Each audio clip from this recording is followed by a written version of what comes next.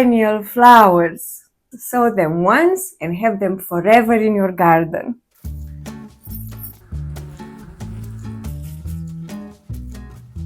In June, the garden is bursting with life. Everything is so busy in the garden. If you like flowers, you can still sow a lot of annuals like sunflowers, zinnias, cosmos, marigolds. I have already sown all of these in a previous episode and I will link it in the description if you want to see. But in June, I'm sowing perennial flowers. These flowers live for many years in the garden, at least for 3 years, but many more, and they can withstand the cold because I garden here in Zone 6A in Romania, Eastern Europe. Perennial flowers come back year after year in the garden. You only have to plant them once. First and foremost, I can't wait to start sowing Aquilegia or Granny's bonnet or columbine. An old-fashioned flower which many consider outdated, probably because you can see it anywhere in old parks and on the side of the road. But for me, this is a great sign. It is proof that columbine is self-seeding like crazy. It has a very whimsical and distinctive shape. It's like two flowers in one. It's like a sun inside of a star. I really think it's super adorable. And the common name, Granny's bonnet, I think it is super cute and it fits perfectly such a whimsical flower. I really like that it doesn't require full sun. It is a partial shade flower, which is much more suitable for the conditions in our tiny cottage garden, which doesn't receive a lot of sunshine.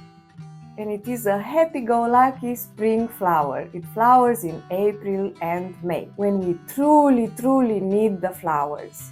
It's June, but I still found in the garden one blooming columbine. Look!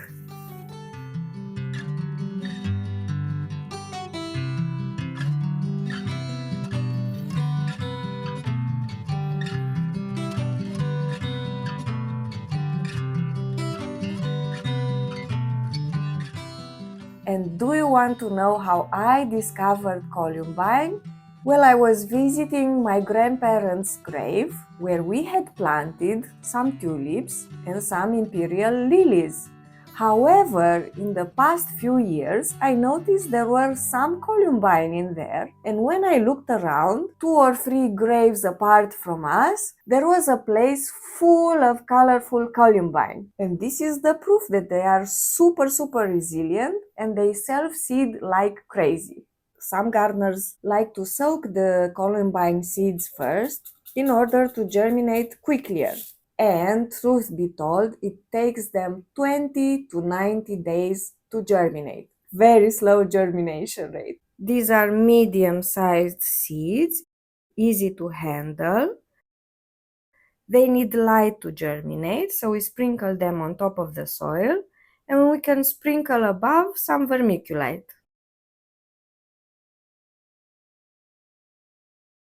And we press them gently to make sure that the seeds make contact with the potting soil. Another perennial that I see in the cemetery and which thrives on very little care is the oriental poppy.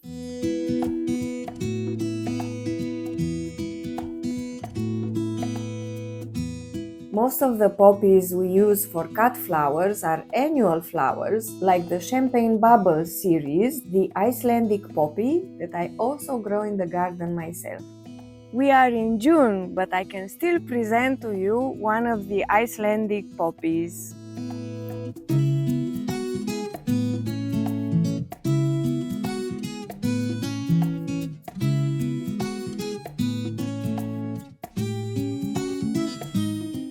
A splendid one.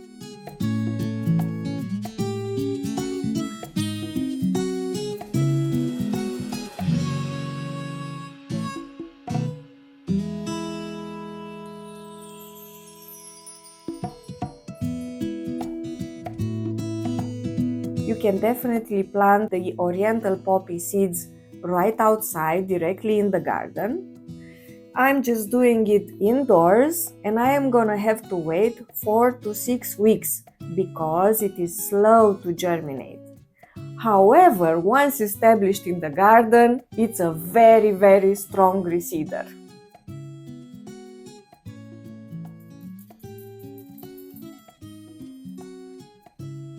Poppy seeds are among the tiniest in the world.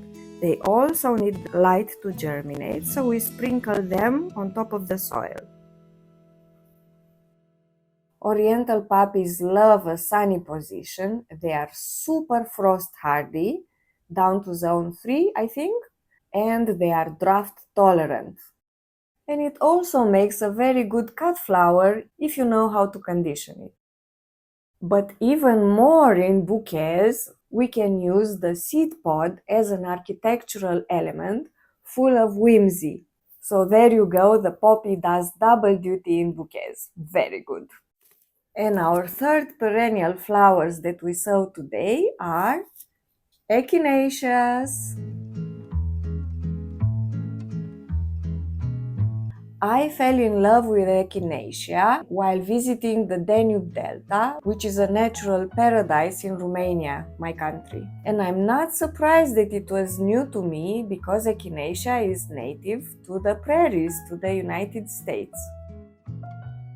But it is a perfect flower for our super arid, super hot summers, which are currently now for weeks at 36-38 degrees Celsius or 97 to 101 degrees Fahrenheit. Not to mention that it is a wonderful medicinal plant which boosts our immune system and helps us fight the cold and the flu. And among perennials, it has one of the longest blooming times, from June, July and until the frosts. And in the vase, 7 to 10 days. It's an excellent cut flower. And even if the flowers fade, we can still use the central cone as a design element in the bouquets. I already have echinacea in my garden, the pretty parasols variety. It is super whimsical. It really looks like a two-tone parasol. It is super wonderful.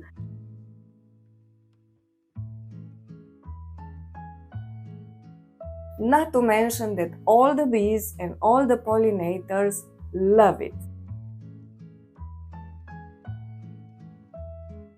And even if it looks so dainty, it really is super resistant to drought, to extreme cold, and to strong winds. Echinacea is not a strong reseeder in the garden, but it can easily be divided in the fall or in spring.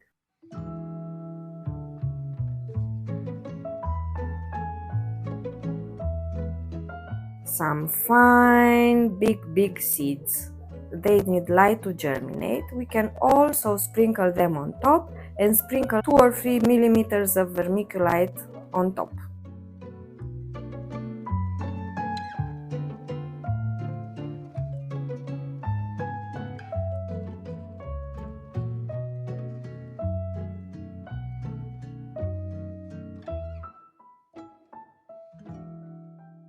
These perennial flowers are absolutely fabulous. However, they will only bloom for us next year.